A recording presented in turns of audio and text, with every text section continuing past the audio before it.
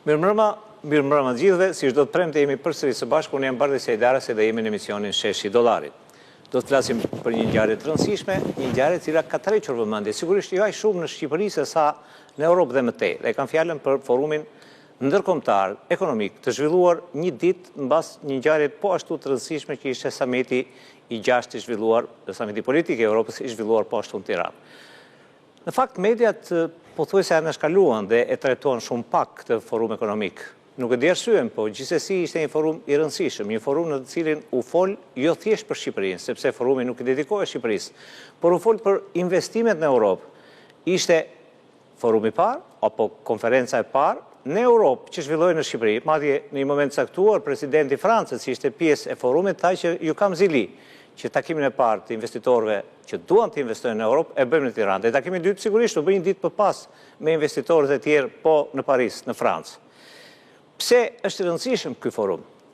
Nuk ishte i rëndësishëm vetëm për faktin se aty merrin pjesë një numër i konsiderueshëm të ftuarësh të cilët janë potencialisht investitorët më të fuqishëm në botë dhe në Evropë sigurisht, por edhe për një arsye tjetër, sepse në këtë forum do të diskutohet dhe debatohej, sikundër ndodhi, për lehtësitë, për mundësitë që duhet të afronte Europa pikërisht për investitorët të cilët kishin dëshirë të investonin në Europë.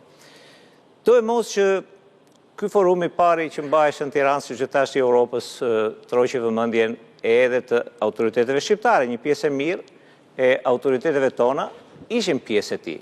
Ishte kryeministri Rama, po dhe një numër i konsiderueshëm bizneses, që ishte presidenti Emmanuel Macron, por dhe investitorë të cilët realisht investojnë në Shqipëri, siç ishte investitori Mohamed El Abar, apo qoftë edhe një lidhje drejt për drejt e dhëndrit president amerikan, kushtër i cili sigurisht që trajtoi dhe ne do ta trajtojmë më pas në emision dëshirën e tij për të investuar në turizëm, veçanërisht në Sazan, një projekt për cilin kemi folur gjatë edhe në Shqipëri.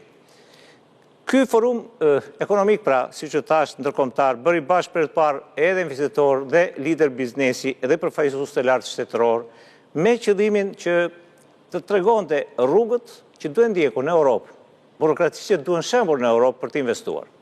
Për të gjitha këto, ne do të flasim me të ftuarit e mi vetëm pas pak sekondash.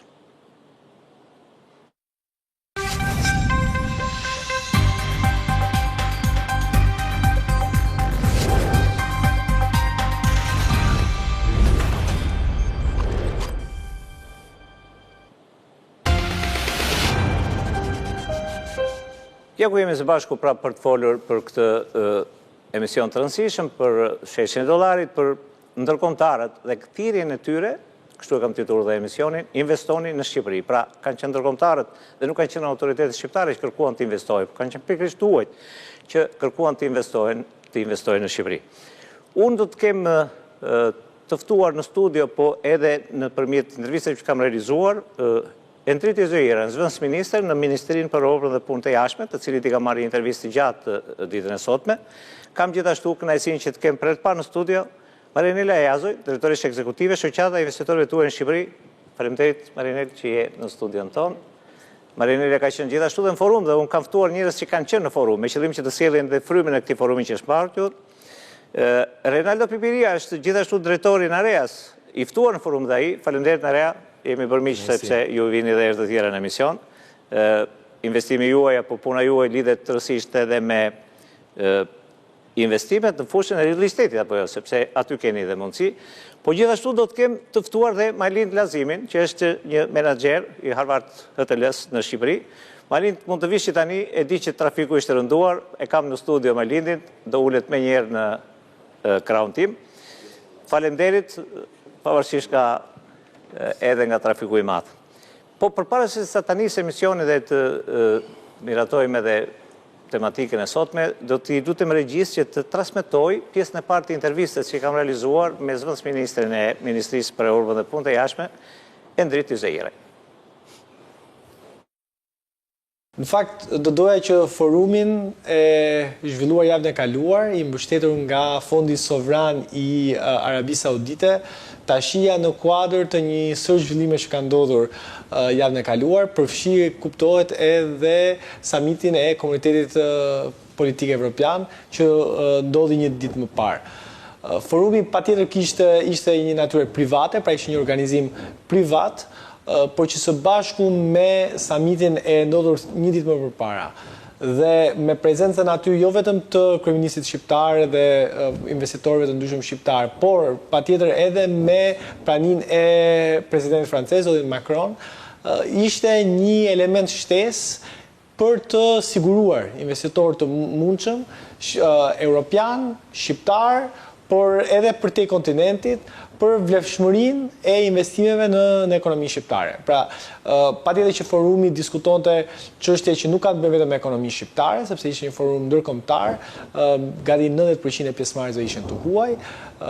U diskutua një sër çështje të rëndësisë strategjike, për sa i përket zhvillimeve që po ndodhen në Europë, sektorëve, fushave të rëndësishme, pati diskutime edhe nga ish-kryeministri italian zoti Renzi për nevojën që ka Evropa për të ndryshuar kurs për në një sër sektor strategjik, por për sa na përket ne, ishte një event tjetër, një le të themi gur kilometrik tjetër, që në një mënyrë ose tjetër ju thoshte investitorëve të huaj se ky është një vend që tashmë është futur në këtë rrugtim, pra në rrugtimin për të bërë pjesë e Bashkimit Evropian, dhe si i tillë është një vend i sigurt për të investuar, është një vend me një ekonomi të qëndrueshme dhe në një farë mënyrë jep një lloj kartvizite, një lloj njoftimi në gjithë botën se ekonomia shqiptare është e hapur dhe mikpret çdo që kërkon të investojë këtu.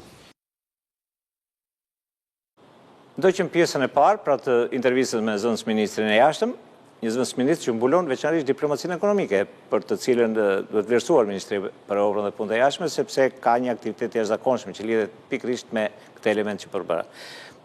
Po i drejtoj Marineles. Marinela, shoqata që drejton është një nga shoqatat me 20 fuqishme, thënë të drejtën edhe në terenin shqiptar, sigurisht që janë atë ndërkombëtar po e po.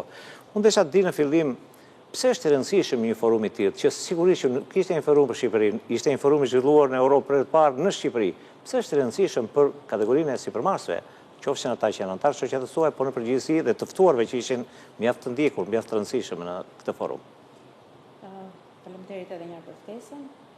Bardhi, unë mendoj që forumi ngjalli pak edhe zilin, do thoya, të kryeministrit Macron, sa në fjalën e tij po tregonte drejtuesve të forumit që do doja që ky të bëjë në Francë.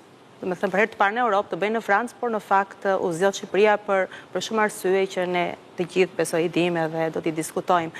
Por le ta shikojmë në anën pozitive që ky forum e futi Shqipërinë edhe një herë në syrin e të gjithë investitorëve, sipërmarrësve, politikbërësve, strategëve të ekonomisë globale, sepse në fakt forumi pati si fokus për të riparë, për të riformuluar dhe njëherë kontinentin europian, drejt një rrugë të re, si ka quajtur edhe Macronit e fjala vet, duke u përshtatur të gjitha ndryshimeve gjeopolitike, gjeoekonomike që kanë ndodhur. Biles në fjalën mbyllëse, Europa u citua si Europa e vjetër dhe zërat e rinj, duke theksuar edhe njëherë se cilat ishin ato shtylla kryesore që ekonomia e Europës duhet të vijojë. Por le ta shikojmë edhe Shqipërinë si një ishull i vogël i Europës. Në fund ne jemi pjesë e Europës gjeografikisht dhe ndërkohë aspirojmë që shumë shpejt të jemi pjesë e ekonomisë europiane. Dhe mendoj që të gjitha ato mesazhe që u dhanë aty të jenë një, do thoja, një frymë e mirë edhe për politikat që ne bëjmë këtu, politikat ekonomike edhe për strategjitë, se në fund të gjithë sektorët që ata përmendën janë pjesë edhe ekonomisë tonë dhe jemi aty ne ku duhet që të ndjekim që shtyllat tona të jenë në rrugën e duhur të ekonomisë gjithmonë. Ndërkohë të sjellësh më tepër se pjesëmarrja ka patur diku te 400-500 veta, po si tha 90% ishin të huaj. Kjo ishte, mendoj që ishte fati më i madh i Shqipërisë për këtë vit. E nisëm në një rrugë të duhur. Aty në fakt unë takova edhe investitor, gjithmonë në real estate, në turizëm, të cilët kam qenë në kontakte në 10 vitet e fundit, nga lindja e mesme. Dhe kjo tregonte që këto investitor, vërtet fokusi ishte Europa, por patjetër që edhe Shqipëria, indirekt, direkt, në long term, apo në afat shkurtër, apo afat gjatë, mendoj që përfiton. vërtet ishte një forum i cili krijoi atë platformën ku të takojë lindja me Perëndimin, dhe Shqipëria është promotor.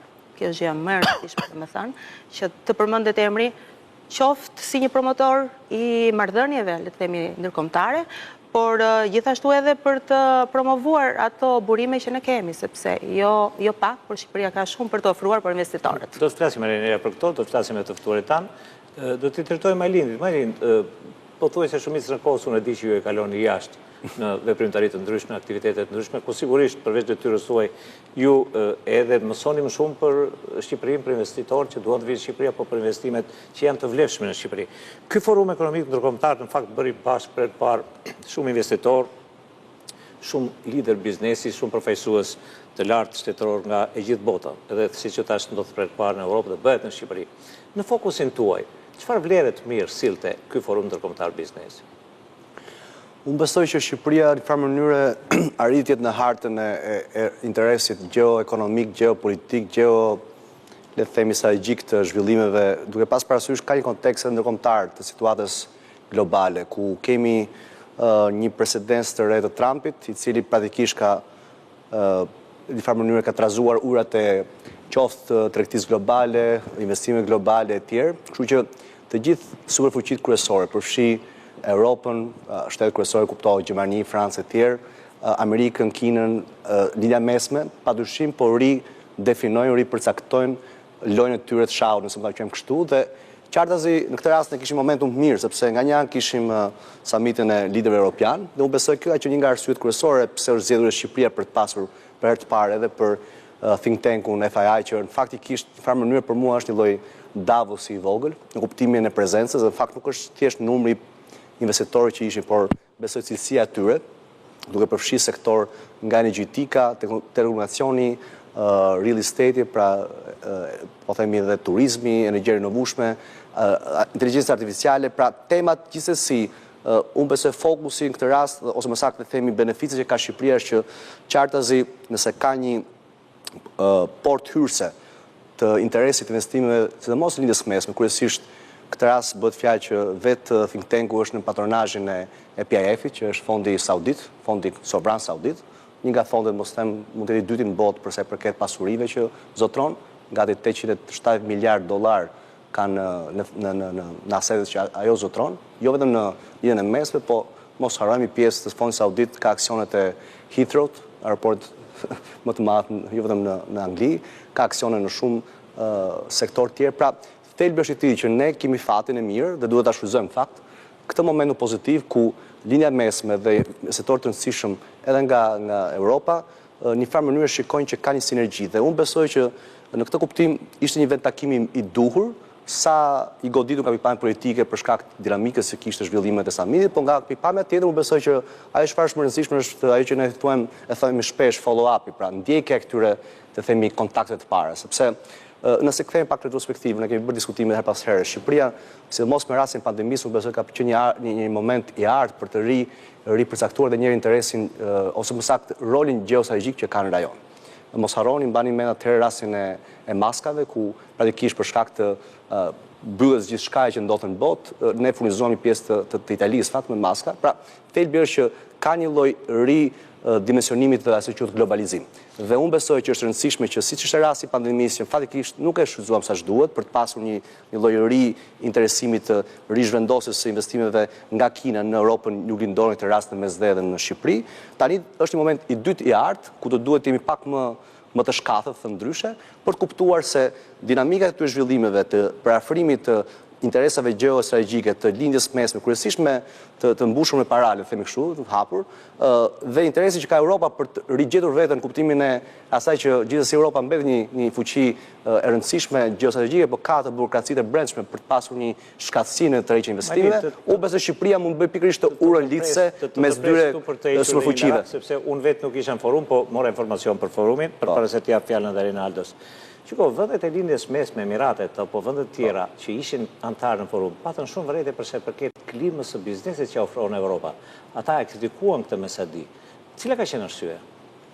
Unë besoj që një pjesë e tyre kanë eksperienca personale investitorëve, praktikisht mos harrojmë nga pikpamja e penetrimit në tregun evropian të investimeve Saudite, Katarit, linjës mesme, Filadelfia, Emiratet Bashkuara Arabe, për shkak një pjesë edhe para gjykimi, le të themi hapur, të Europës që kanë ndaj kësaj pjese të botës, burokracitë janë të asaj natyre që një investim që vjen për një projekt hotelerie në Kroaci do duhet të ketë 3-4 vjet për të marrë lejen e zhvillimit.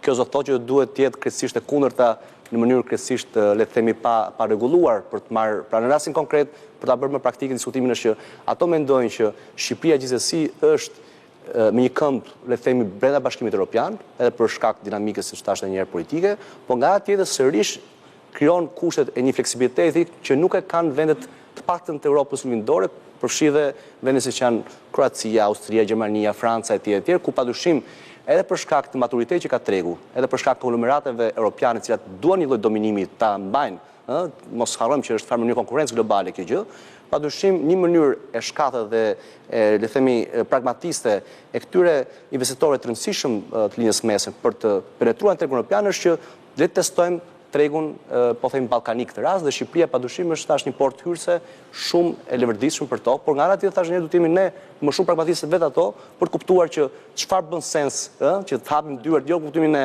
të bëhet portë han pa porta, por nga pikpamja e interesit ton personal si shtet dhe parë dhe në këndvështrimin pak më afatgjatë. Edhe integrimit evropian, po edhe të pragmatizmit ekonomik për të pasur zhvillim ekonomik. Në fakt ti drejtohem pak edhe Reinaldo Piperiet, që është drejtori në Areas. Jeni në top list pasurit e palujshme apo real estate-et. Sepse ju e shikoni që edhe investimet, po edhe debatet shkojnë pikërisht te ky element.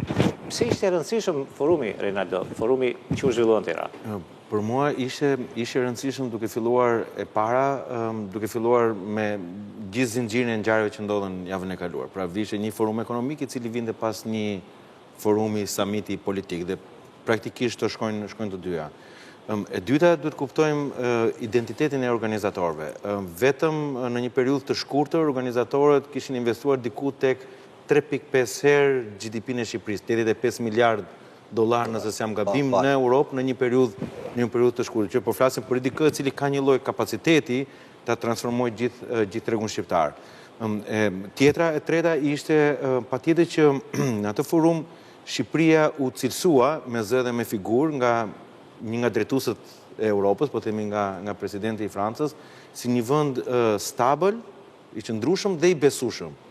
Dhe praktikisht mesazhi janë që janë dy karakteristika të cilët në këtë botën e sotme të rrëmueshme ku jemi, do duhet i vlerësojmë. Pra nuk ka vende, dhe po të hedhim syt rreth rrotull Shqipërisë, nuk ka vende me karakteristika kaq shumë theksuare si Shqipëria. Shkon Malzima që do një gjithë kanë konfliktet e këtyre etnike dhe politike. Në të njëjtën kohë, një fenomen, një gjë tjetër ishte që Shqipëria u cilësua si një vend i besueshëm nga mund të lëshoheshin disa mesazhe të qarta për transformimin ku duhet të shkojë Europa.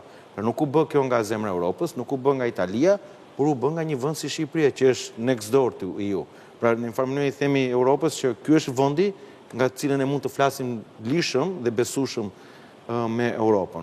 Më pas ku flasim për përbërjen e gjithë pjesëmarrësve, patjetër nga të gjitha, po themi, profilet ishin si përmarrjet të cilët vinin me projekte që minimalisht investojnë $500 milion sipër në Shqipëri. Paktën nga diskutimet ishin që ne jemi gati të paktën ta fillojmë me 500 milion në Shqipëri.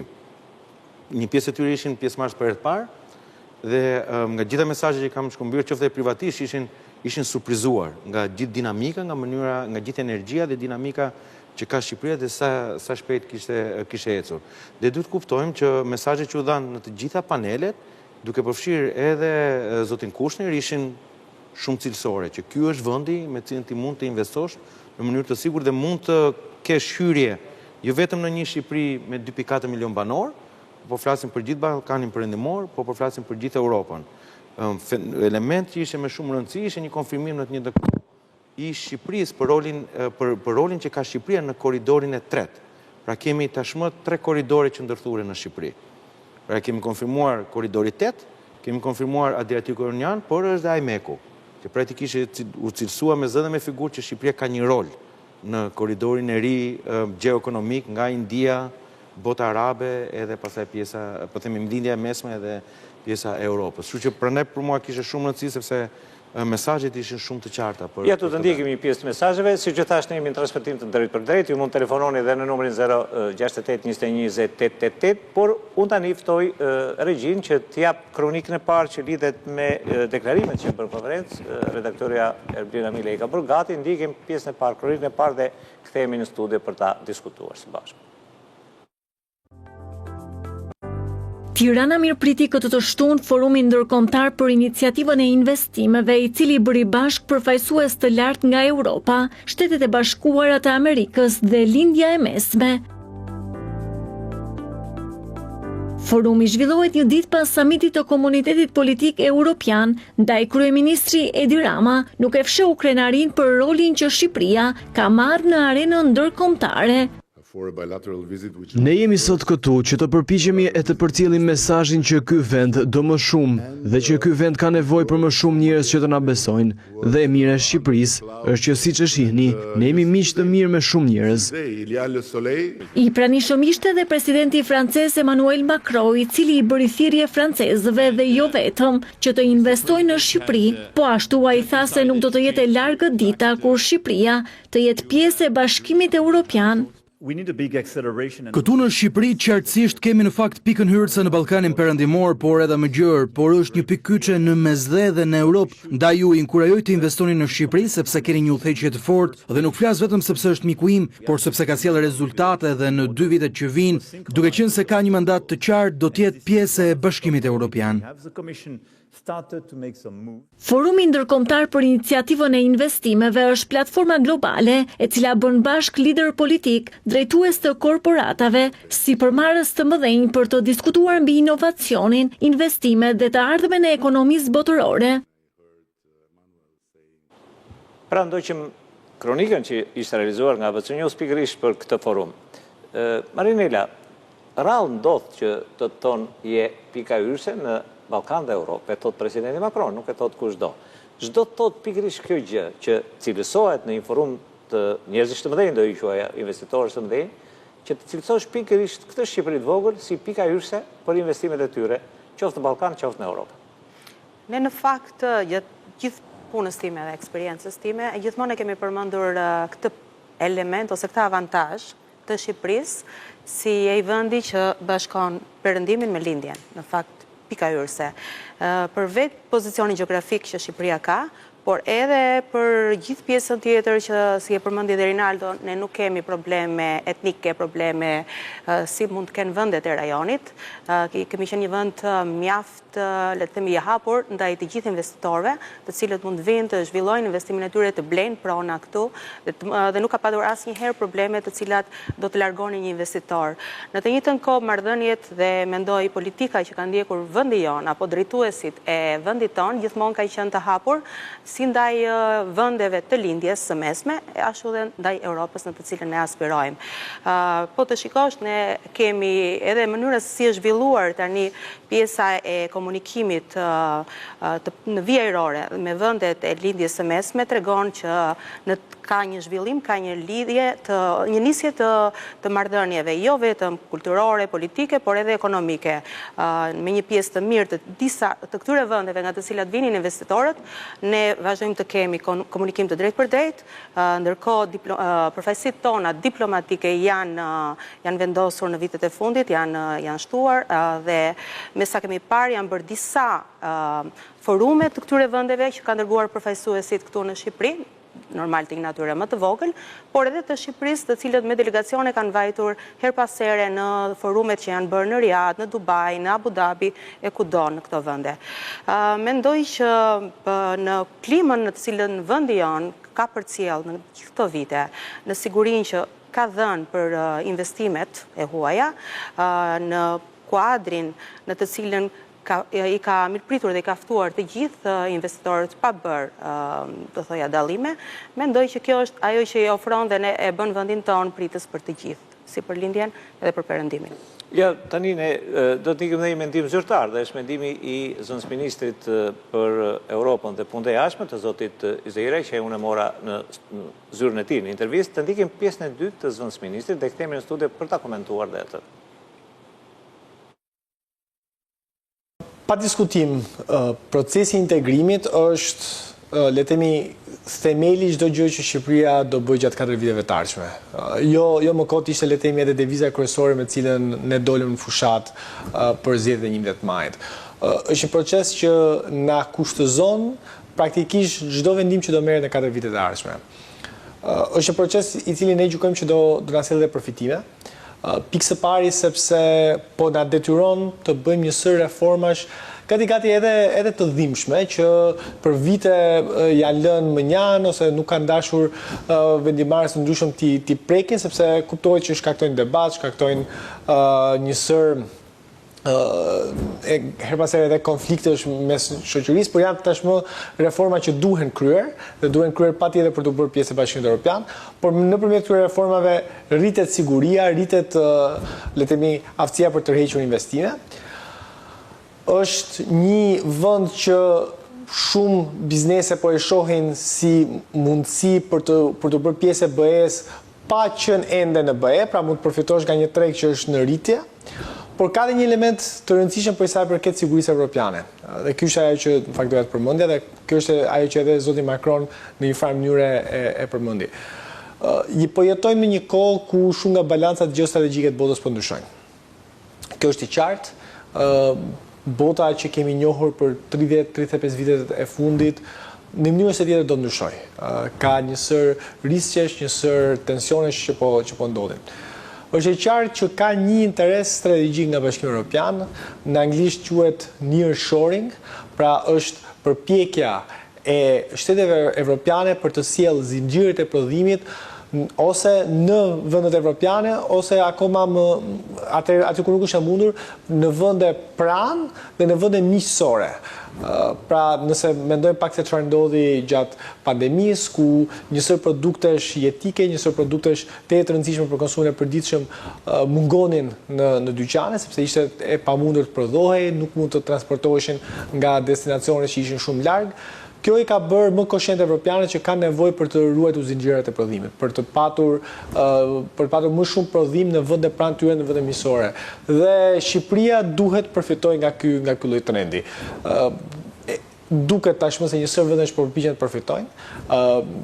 Të rithithin investime që kishin shkuar kryesisht në Azinë e Largët gjatë këtyre 30-35 viteve, Shqipëria duhet gjejë një hapësirë për të përfituar dhe për të rrequr investime edhe të një karakteri tjetër, jo më thjesht investime në turizëm apo në pasurinë e paludhshme që kanë qenë patjetër sektorët më të rëndësishëm të ekonomisë shqiptare gjatë 4-5 viteve të fundit, por edhe investime që kanë bënë kryesisht në industri, në agropërpunim, në energji të rinovueshme, të cilat janë edhe siç e përmend edhe vetë zoti Macron, le të themi ato themët e akilit ku Bashkimi Evropian do synojë të kontrollojë ose të limitojë një sër problematikash që ka vënë re gjatë viteve të fundit.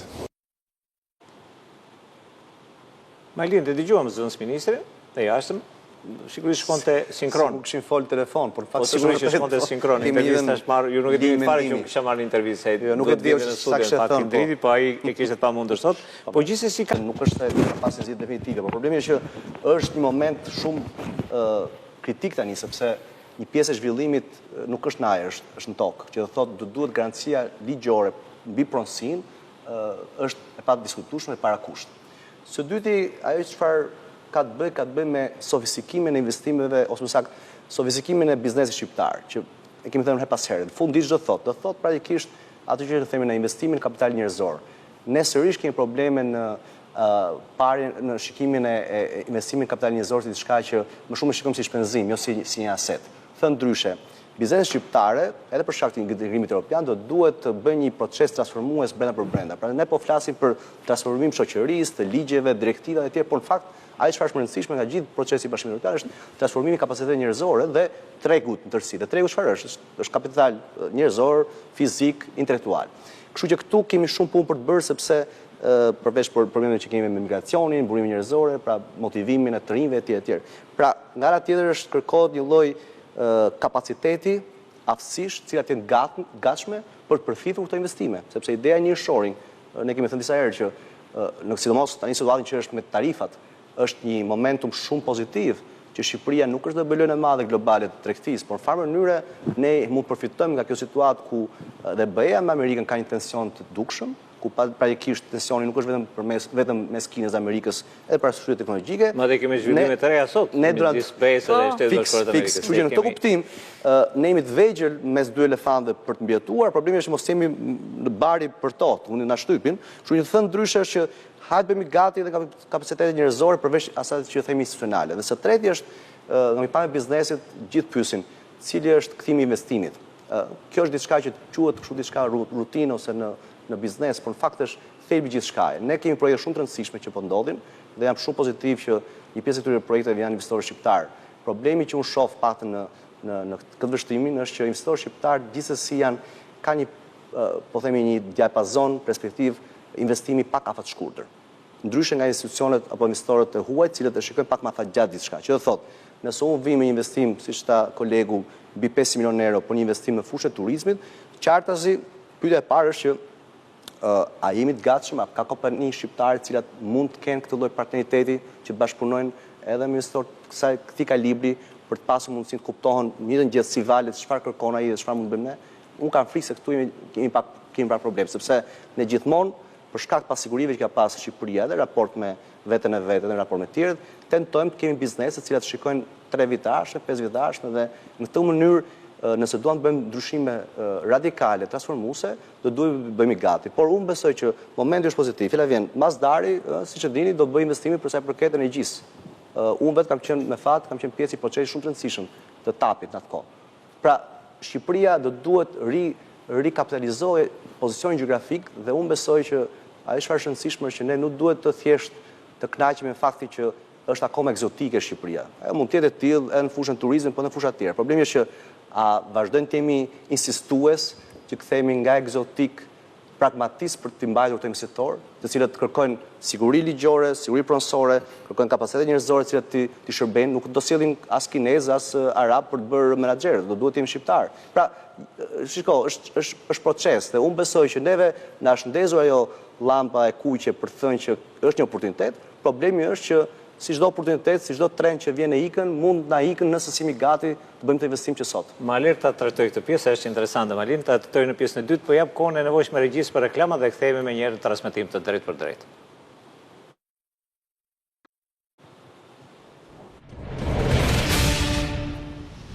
Rikthehemi pra në transmetim të drejtë për drejtë, jemi live në ABC News dhe ABC Radio 105 FM.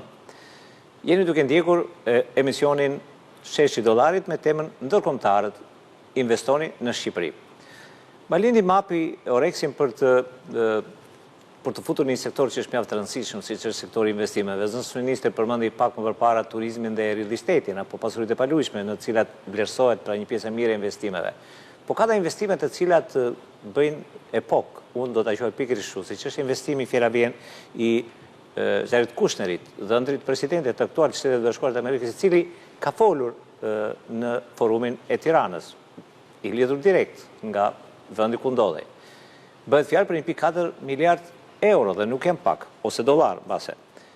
Po gjithsesi, debati në Shqipëri ka filluar përpara se sa Kushner të fliste për të. Ne kemi debatuar, unë të paktën kam debatuar shumë herë lidhur edhe me projektin që tashmë është tek AIDA, është paraqitur aty, është i kërkesë për qeverisë shqiptare, madje edhe autorët e projektit apo qoftë edhe ata që janë autorizuar nga Kushneri për të zgjidhur problemin e këtij projekti të rëndësishëm të Sazanit, janë duke plotësuar kushtet që ka dhënë qeveria shqiptare dhe janë kushte të një investitori strategjik të asistuar, sepse kështu quhet pikërisht ky investim. Po përpara se sa ne të bëjmë debat në studio, do t'i lutem regjisë që një kronikë të përgatitur nga redaktoreja jon, që lidhet me deklarimin që ka bërë Kushner në forum, ta ndiqim tani për të rikthyer më pas në studio.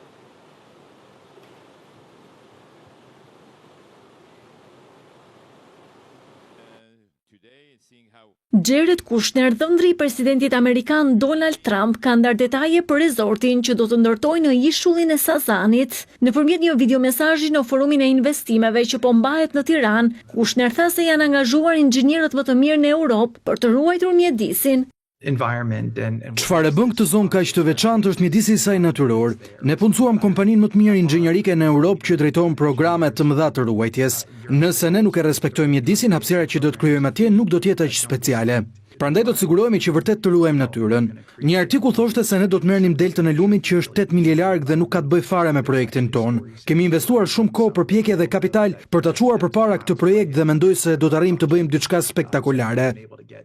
Kushner tregon edhe njohjen me kryeministrin Edi Rama. Sipas të dhëndrit të Trump në drejtimin e Ramës, Shqipëria është bërë një vend më i sigurt për të investuar. Edi është një politikan shumë i aftë, lider i zgjuar. Na tregoi se çfarë mund të bëjë një artist me një vend. Ata do të ndërtojnë një aeroport në Vlorë dhe kjo është një mundësi shumë e madhe për të shfrytzuar në rajon.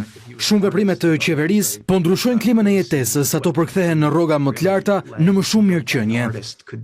Ndërtimi i rezortit të Kushner në ishullin e Sazanit ka shifrën e 1.4 miliard eurosh dhe do të shtrihet në një tokë prej 45 hektarësh ose 8% të ishullit. Ai do të jetë i ndarë në 3 faza zhvillimi ku parashikohet të punësojë mbi 1000 persona.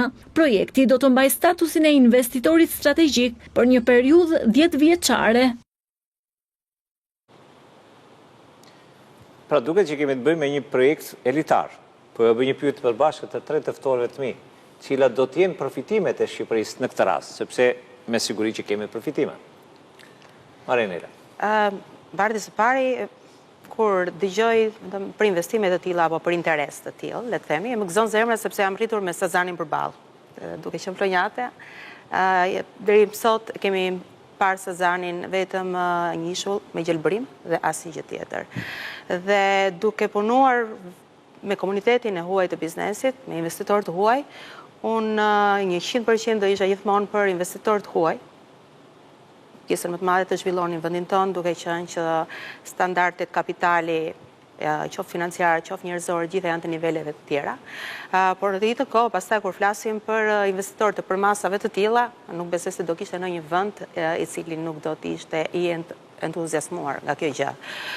Në të njëjtën kohë më vjen mirë që janë kompania e dytë nëse arrin të marrin statusin e investitorit të asistuar, se në fakt kompani të huaja, se shqiptare ka, por të huaja nuk ka. Pas se marrë grup që ka marrë statusin e investitorit strategjik, janë ky grup.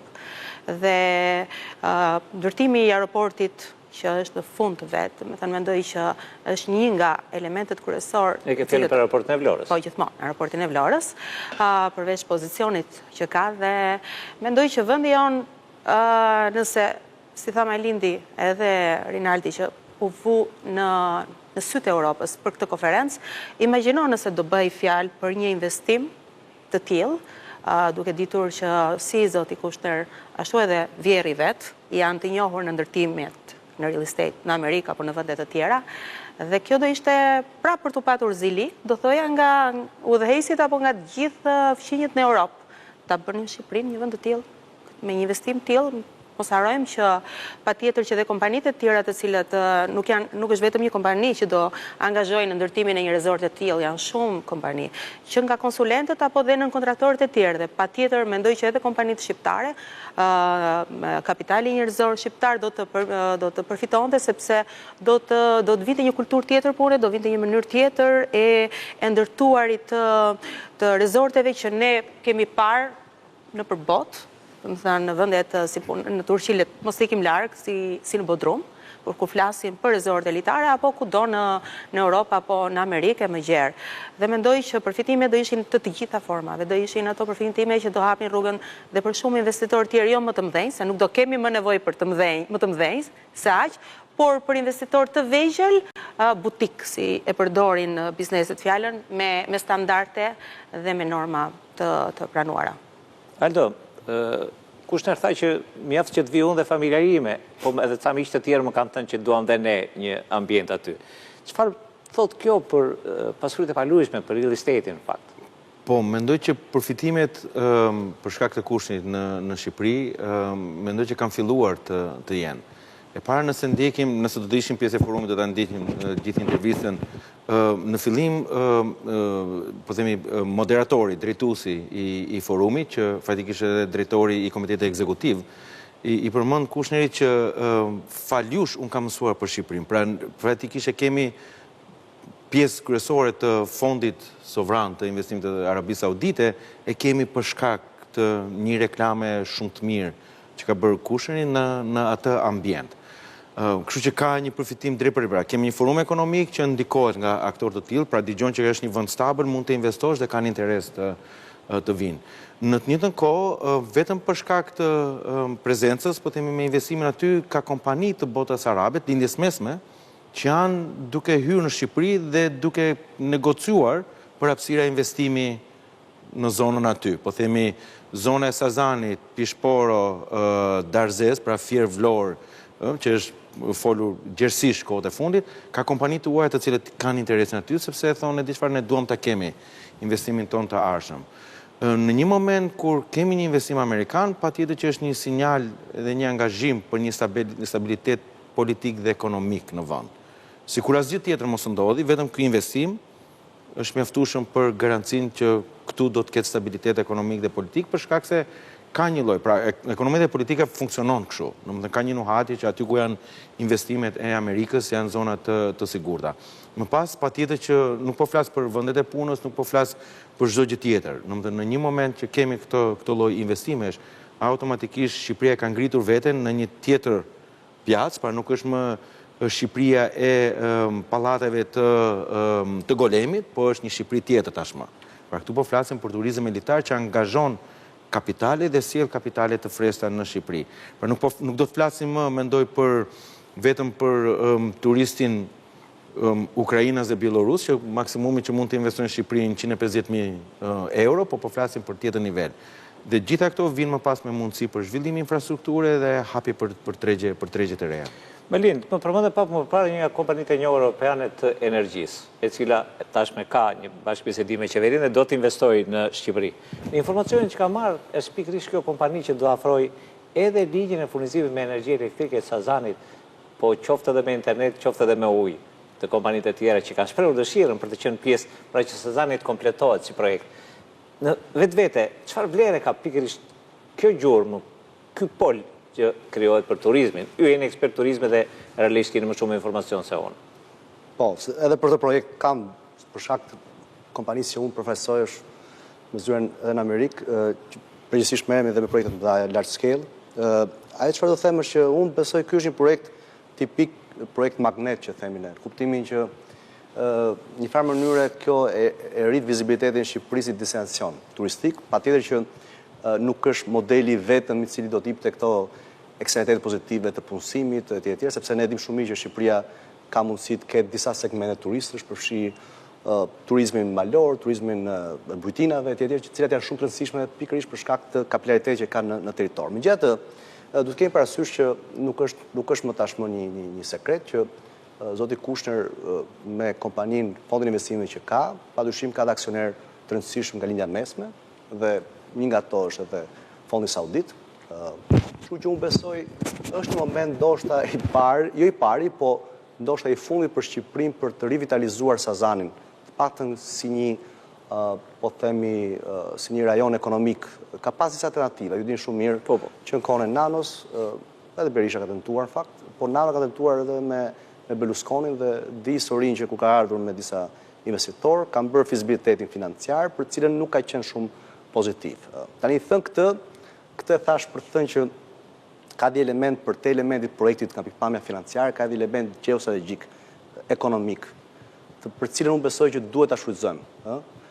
Pra, kështu që në këtë kuptim është një projekt i rëndësishëm, do duhet shikojmë dinamikën e diskutimeve, besoj do ketë negociata mes qeverisë edhe investitorit për të kuptuar modelin e biznesit, se si do jetë, po besoj do ketë një entitet mirëfillt më vete ku padyshim besoj qeveria shqiptare do të interesuar të jetë aksionere, ka modele ndryshme diskutimesh, besoj se në muajt vazhdim do kemi më shumë detaj në lidhje me projektin, por elementi është vërtet që ka një lloj dinamika që ne po e shikojmë, një pjesë e mirë investitorëve të huaj ndërkombëtar në cilin ne po punojmë, na kanë kontaktuar dhe po bëjmë studime fizibiliteti, master planesh, ku padyshim ka pasur një lloj raporti vlorës si jep një tjetër boost, një tjetër, le të themi, dinamik turizmit pak të pjesës së jonit.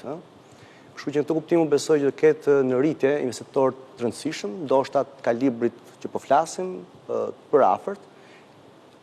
Ideja dhe ajo çfarë unë besoj të rëndësishme është që gjithmonë do duhet të jemi dinjitoz edhe negociata në raport me intereset që ka Shqipëria. Sepse qartazi kemi arë një moment që turizmi, si çdo sektor tjetër, ku kemi edhe një lloj gare, pse jo, le të garojmë me projekte të rëndësishme, ku investitorët cilët pavarësisht nga vinë, kuptohet, do duhet të kenë patjetër ato due diligence-ën e duhur, po them nga pikpamja interesave ekonomike tona, përfitimin që sjell për punësimin, për ekonominë e tjetër, duhet të jemi si tush kërkues. Kështu që unë besoj që tashmë ka momenti Shqipëria është vendosur në hartën e investimeve ndërkombëtare edhe në fushën e turizmit. E mira është që do duhet që të jemi, thashë një herë, gjatë gjithë këtyre diskutimeve, do duhet të jemi rigoroz dhe në një farë mënyrë të kemi interesin ekonomik pikëspar i Shqipërisë, sepse turizmi, duhet ta them këtë, në botën që po jetojmë, ku inteligjenca artificiale, robotizimi i çdo industrie, është ndoshta i vetmi sektor ku ne ekonomistët themi punësimi është jo i tregtueshëm. Pra ti sot kemi pasur dhe ne kemi në farë mënyrë një shqetësim që kemi pasur gjithmonë mungesën e këtij idesë modelit të zhvillimit ekonomik ku deri para ca vitesh kishim 100.000 vete punojnë në industri fason, sa më kanë ngelur 50.000-60.000 dhe është më së natyrshme që sektore ku nuk ka vlerë të shtuar, kemi një tkurje. Nga ana tjetër, janë sektorë që shumë lehtë ekonominë më pak zhvilluar afrikane mund ta marrin këtë krah pune. Atëherë çfarë mbetet? Turizmi vetvete është i vetmi sektor ku ti nuk mund të sjellësh robotin aq kollaj për të shërbyer kafën. Ndryshe nga sektor tjerë, call centrat patjetër mund të transferohen në Indi, po themi industria fason, tekstile mund transferohet në Bangladesh. Turizmi, mikpritja, ajo që ne kemi besoj edhe pak të brendshme si shqiptar, është një nga sektorët ku ekonomia në farë mënyrë private, familjare, mund të jetë qëndrueshme pavarësisht ndryshimeve teknologjike dhe inteligjencës artificiale. Kështu që në të kuptim besoj kemi të mirën që të japim pak drejtimin dhe fokusin e tuaj turizmit. E kanë këta vlonjatët tani që do kenë aeroportin dhe Sarandën, po përpara se ta mbyll më duhet që të dëgjoj për disa minuta dhe zëvendës ministrin e jashtëm, të cilin e kam pyetur pikërisht për këto element. E ndjekim Yzeirën dhe kthehemi në studio.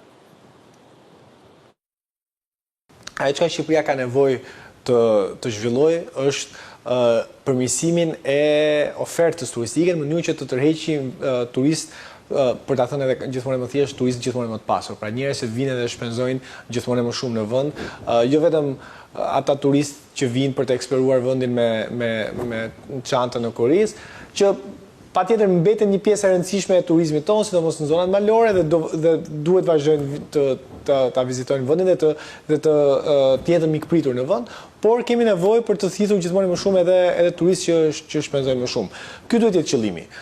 Dhe për këtë arsye unë mendoj që patjetër që do ketë edhe një sër investitorësh tjerë, gjithmonë më ndjen gjithmonë më të rëndësishëm në Shqipëri në fushën e turizmit. Por siç e përmenda, Shqipëria synon të jetë më shumë se kaq. Turizmi është në një farë mënyrë një lloj port hyrëse në një vend. Ajo që ne shpresojmë dhe duam zhvillojmë është le të themi aftësia e investitorëve për të investuar në fusha të tjera në momentin që kanë njohur Shqipërinë. Pra shpresojmë që turizmi të jetë mënyra se si individë të ndryshëm vinë dhe vizitojnë Shqipërinë fillimisht për t'u argëtuar dhe më pas kuptojnë që ky nuk është një vend ku mund vinë edhe thjesht shpenzojnë 2-3 javë gjatë pushimeve të verës, por është një vend ku mund të investojnë për një sër sektorë të rëndësishëm. Ne kemi shpresë kuptohet që investimet në Hekurudh, investimet në portin e ri, investimet në sektorin energjetik do bëjnë të mundur dhe do bëjnë gjithmonë më të vlefshëm investimet në natyrë industriale apo manufakturë në Shqipëri. Kjo ishte le të themi edhe një nga pikat kryesore dhe që presidenti Macron përmendi gjatë fjalimit, është energjia është një nga thërmët e akilit të Bashkimit Evropian, për të qenë shumë të sinqert. Ka bërë një politikë kuptohet ambicioze me dëshirën për të reduktuar karbonin, pra çështja që njihet tashmë, por që ka krijuar edhe disa probleme. Kështu që Bashkimi Evropian ka nevojë të krijojë një konfiguracion të ri energjetik dhe Shqipëria ka një rol të rëndësishëm që mund të luajë këtu. Ka një rol të rëndësishëm që mund të luajë në transportin e mallrave industriale, qoftë duke i prodhuar në Shqipëri elemente të ndryshme, qoftë duke u bërë një port hyrëse. Presidenti Macron përmendi për shembull nevojën për të krijuar një korridor të ri të transporti, që rivalizon edhe projektin e famshëm kinez të quajtur One Belt Road, por ky do ishte një projekt tjetër që tashmë lidhte Bashkimin Evropian me Indinë, pra ekonominë tjetër madhore të botës, pra një mënyrë se si Evropa të mos ishte e limituar thjesht me një korridor transporti, por të kishte disa opsione, dhe këtu përmendi rolin që mund të luajë porti i ri i Durrësit. Pra në të gjithë këtë konfiguracion të ri politik që po lind sot në botë, Shqipëria ka mundësinë për të qenë diçka më shumë se sa thjesht një parajsë turistike, gjë që po zhvillohet në mënyrë ose tjetër, por për të qenë një ekonomi e denjë evropiane me industri, me shërbime, me manufakturë dhe me një sër sektorësh të tjerë. Zonës Ministri Zojere po thosë se i thotë që të gjitha, sigurisht që për investimet mund të flasim gjatë, mund të flasim në shqiptare, si kundër folis Zëvendës Ministri, apo të ftorit e mi në studje, po fakt është që kam folë tashmë ndërkombëtarët për investimet në Shqipëri dhe ky është edhe qëllimi i këtij emisioni. Unë nuk kam më shumë kohë për këtë emision, kështu që më mbetet vetëm të falenderoj së pari Zëvendës Ministrin që nuk e kisha në studje për arsye pune, Marinelën, e cila më përgjigj më njëherë dhe pse për herë të parë, po do të jetë vazhdimisht në studio Majlindit, gjithashtu dhe Renaldon, i cili është bërë tashmë një miku imi në studje. Ne do të takohemi përsëri ditën e premte me një tjetër temë, nga unë Bardhi Sejdara, si natën e mirë dhe mirupafshim.